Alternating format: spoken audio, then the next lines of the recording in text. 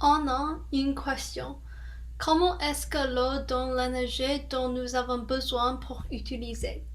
Le réchauffement climatique est le plus important problème dans le monde maintenant.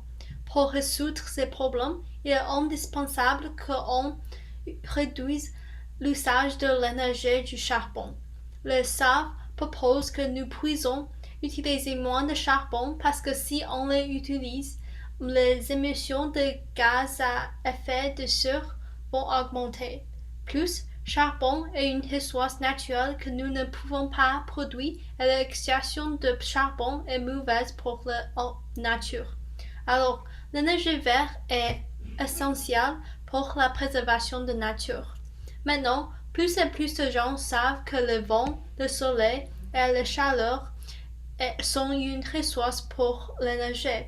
À 2017 en France, 70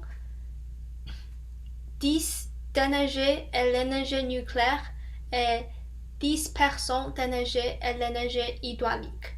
Beaucoup de gens ont peur que l'énergie verte ne soit pas éclairée, mais c'est toujours très important pour savoir comment est-ce que l'énergie verte donne l'énergie. Par exemple, un centre pour énergie hydraulique est normalement près de l'eau.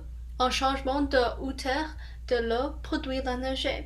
Si vous avez pris le cours de physique, vous savez que c'est quand l'énergie potentielle se transforme en énergie cinétique. Quand beaucoup de l'eau dans un lac coule, ils vont tourner les éoliens. Les éoliens sont connectés avec un générateur qui donne de l'énergie.